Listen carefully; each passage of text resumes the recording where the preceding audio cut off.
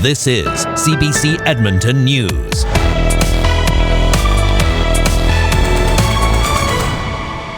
That fire that got down into the downtown, we would have lost the downtown area. This is what it looks like beyond the RCMP barricades. Emergency crews took media into Fort McMurray this afternoon so that we can give you a good look at what's been burned and also what's still standing. I'm Adrienne Pan, and this is CBC Edmonton News. We've had glimpses of the devastation, but it's a whole other thing to see it up close. Fire Chief Darby Allen says 85 to 90% of the buildings in Fort McMurray are still standing. Here are some of his thoughts as the media bus drove through the city. This was a beast. It was an animal. It was like a fire I've never seen in my life. Emergency services staff that gave their all. I do truly believe we couldn't have done any more. This was a horrible fire. Whatever we tried to do, it went a different way and it found some more fuel. So we did our very best. The good news is, you may not have seen, but there are many, many images of areas that are untouched. Fort McMurray's still alive. We're here. We're ready for the future.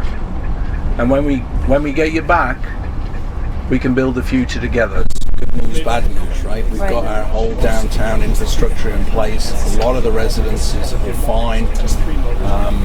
So I just want to let the people know that we're in pretty good shape. You know, and in the early stages, I thought we could be talking about numbers of 40 and 50%, but we're not there. You said 85% are fine, structures are intact. I'm saying 85% are fine. Now, our Briar Stewart was on that bus tour. Here's what she saw when they stopped in one of the hardest hit neighborhoods. This is the Abasan neighborhood, and this is very typical for what you see with a wildfire like this. Homes have been completely incinerated. It's very hard to make out what was here to begin with. You can really just see the concrete foundations. But then further in the back, you can see that some homes haven't been touched at all. The fire was so dramatic, yet it was sporadic. Some things were untouched, but still it's going to be quite a while for people to come back to this city. Briar Stewart, CBC News, Fort McMurray. Premier Rachel Notley also got her first look inside Fort McMurray today. She held a news conference not long afterwards this afternoon, and here is some of what she said. I will say that I was very much struck by the power of the devastation of the fire. It was really quite overwhelming in some spots. All of Alberta will have your back until this work has been completed. Now, that said, let me be perfectly clear, and please hear me on this. To those people from Fort McMurray, don't drive for 4 hours just to be told by the RCMP at the checkpoints outside of Fort McMurray that you have to turn around and go all the way back.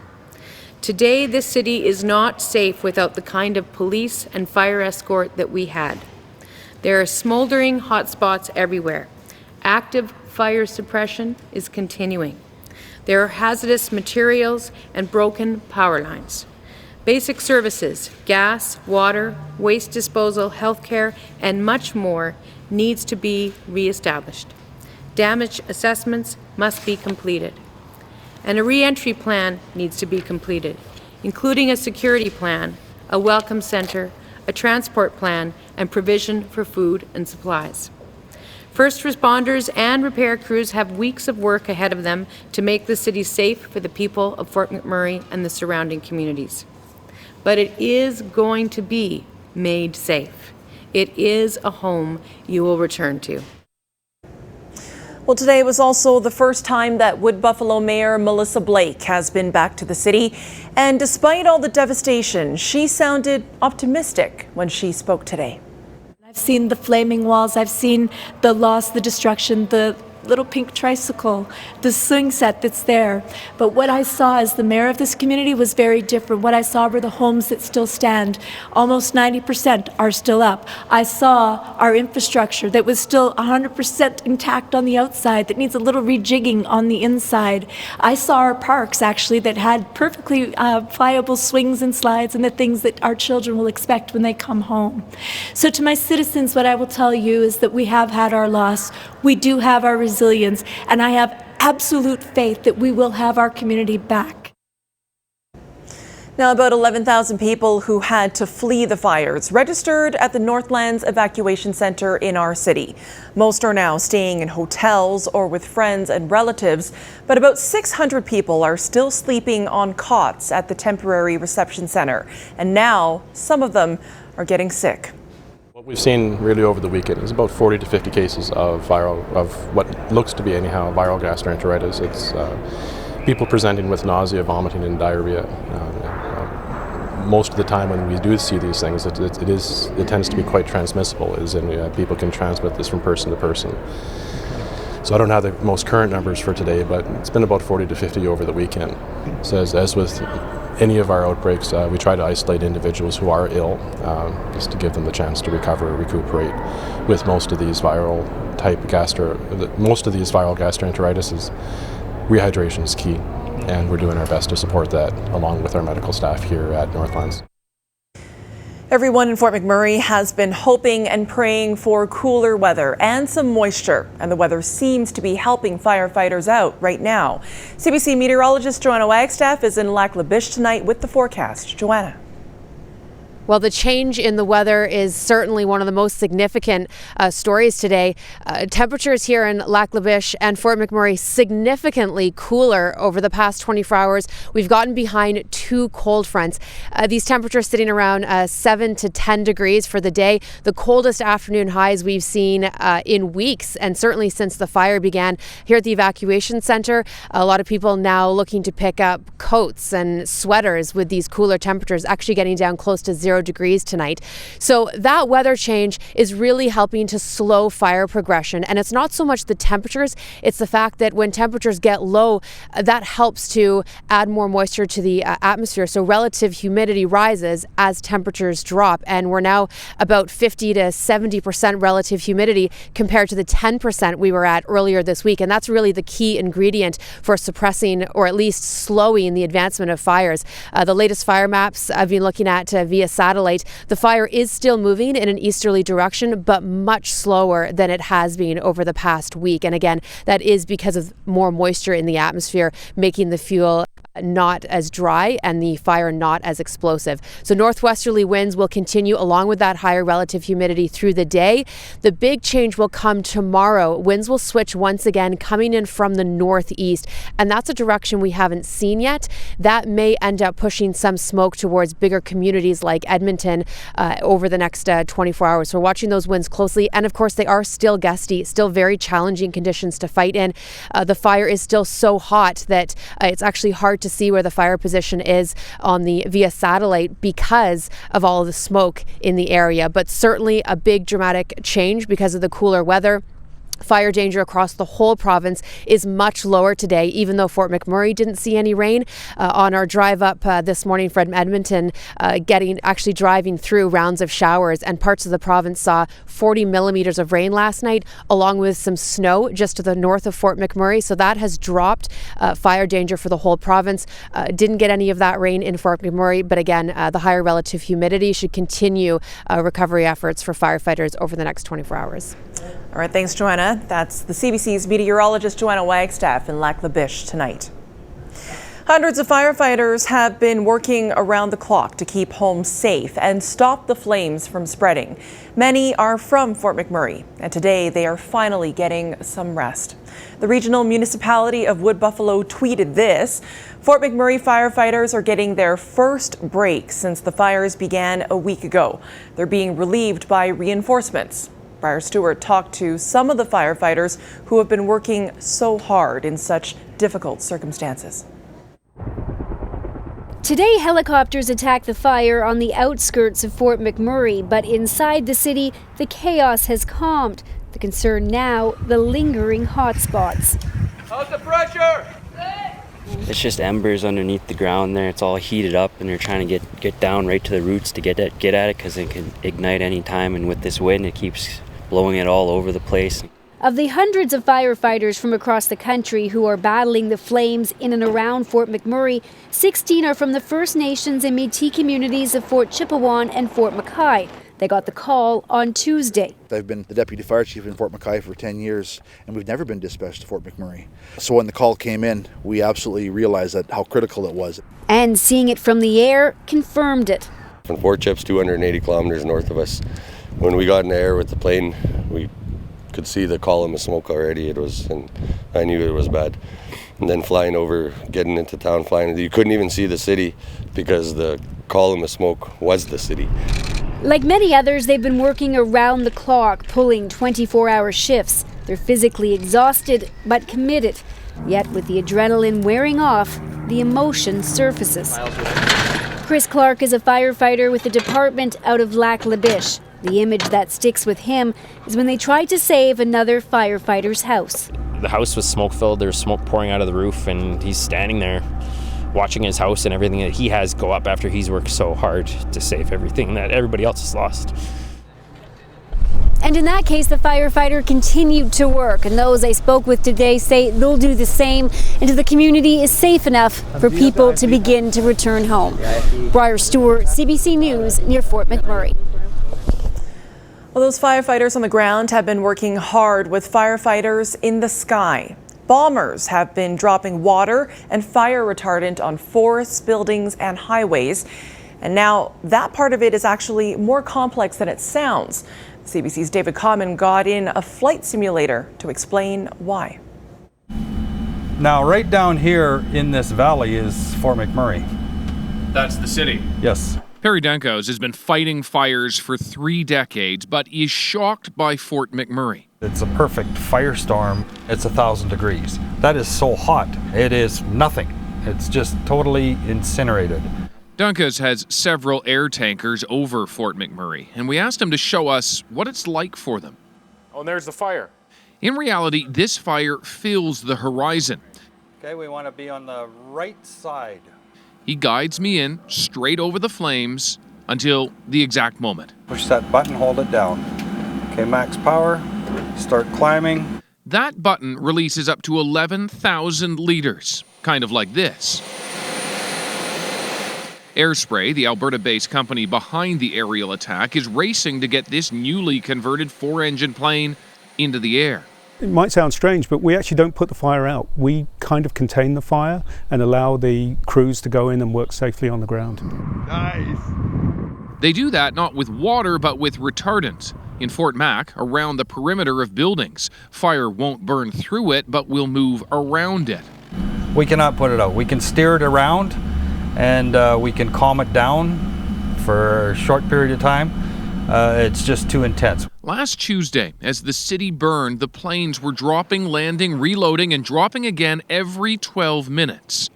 And you can see the bombing lines as it goes in this area here. This map shows just one plane over a few hours. So this is Fort McMurray down here? Yes. This is the Athabasca River? Yes. And so, in reality, this fire is right in this area? Yep, exactly. And the fire is so big, conditions so dry, even dozens of aircraft won't be able to stop it. It's just going to grow and do whatever it wants to until we get rain. To give you an idea just how big this fire is, ordinarily in a year across the entire country, 2 million hectares of forest burn. But this one fire has already consumed 10% of that, and it's just the beginning of the season.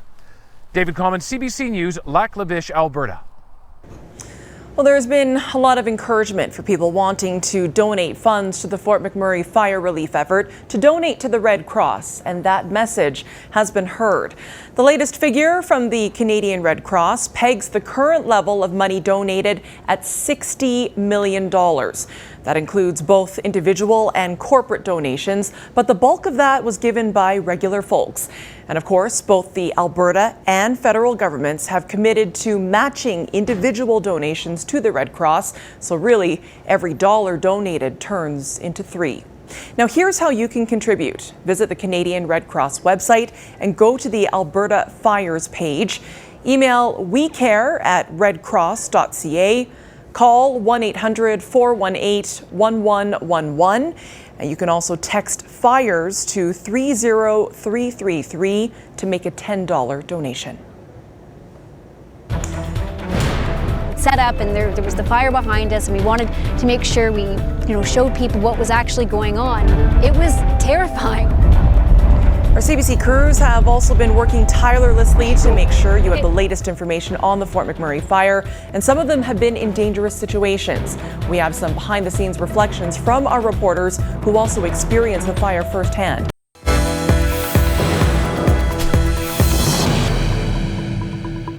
Split now.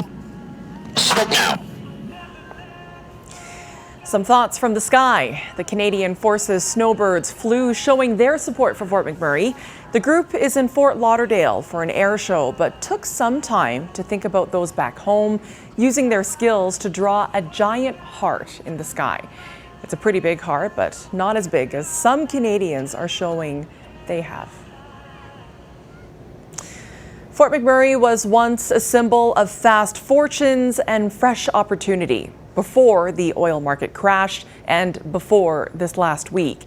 The transformation has been horrific, from former boomtown to what is for now a ghost town, with whole neighborhoods picked clean by wind and fire. These are some of the reflections of our reporters in the field, witnessing a wildfire staggering in its scale and its consequences.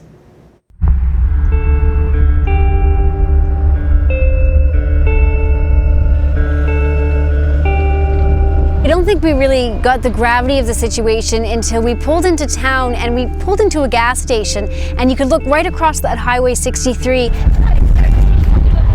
And that's when we saw all the vehicles inching their way along so slowly, and on the other side of them was this wall of flames. It all just escalated so quickly. I can remember that we had to keep moving because we'd find a position where we thought we were safe, and all of a sudden the fire was getting closer. 1, 2, 3, 4, 5, 6, 7, 8, 9, 10. We'd set up, and there was the fire behind us, and we wanted to make sure we showed people what was actually going on. And there was the fire behind us, but by the time we finished that hit, there were 2 others that were much closer to us.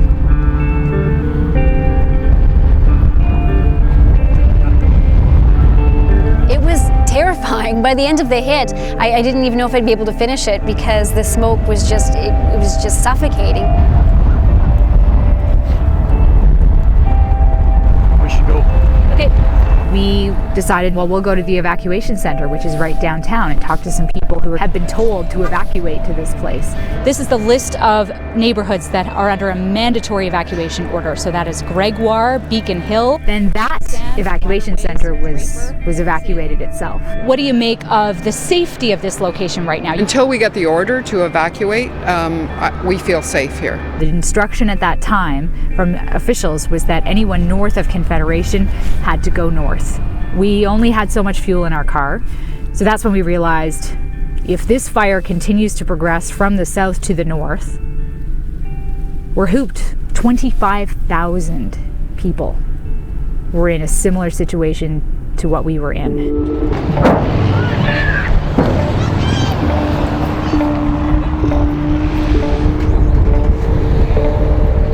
People were confused as to what to do. I mean, there was so much smoke and so much fire. People were trying to fill up their cars with gas. There was no fuel. Some people were walking down the road with luggage. It was very chaotic. Nobody knows what to do, so we're gonna just head south as much as we can. Follow everybody else, I guess.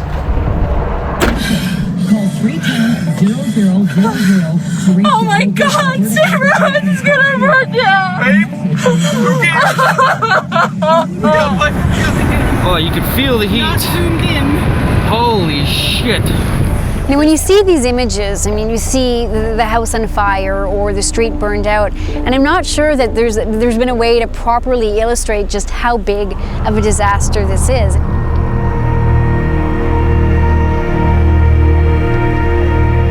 Pictures totally miss the scale. Like, if you look at this behind me, you can see the smoke and you'll see fire, but you know, it's just one side of it. It's also happening over there and behind the camera. That's the real hard part about telling this story, because it's just so big and it's so spread out that it's hard to really get it all into one scene. I think I realized the impact of this going up the highway, basically being one of the few cars traveling north while so many others were traveling south trying to get away from this. When we were driving up, literally for kilometers and kilometers, cars were bumper to bumper. When I saw how many people this was affecting, I really realized that this was going to be a major, major incident.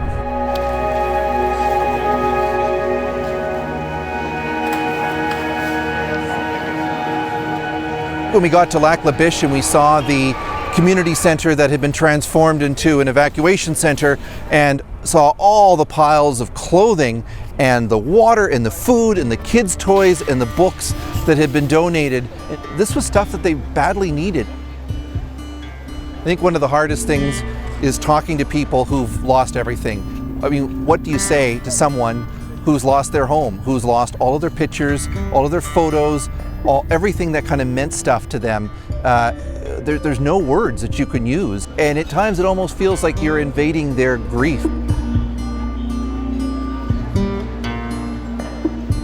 The really, really tough thing about forest fires is that they go on and on and on, and that's not just the flames. That gets put out. The days turn into weeks, turn into months, and this could very well be a very, very long, difficult ordeal. And what happens as the days pass and people are away from this community for longer? It's a unique city. A lot of people are connected to other places because they come from other places. People that we've spoken to, you know, there have been hard times in Fort McMurray leading up to this with problems in the oil industry. So it'll be interesting to see if people that were perhaps having trouble with their employment, that have now lost their place to live, will they come back? Will they rebuild? It'll be interesting to see how people respond over the long term as people look to put their lives back together. Then also in the broader picture, how do we prepare better for something like this, if it's even possible to prepare for something like this when it happens on this kind of scale?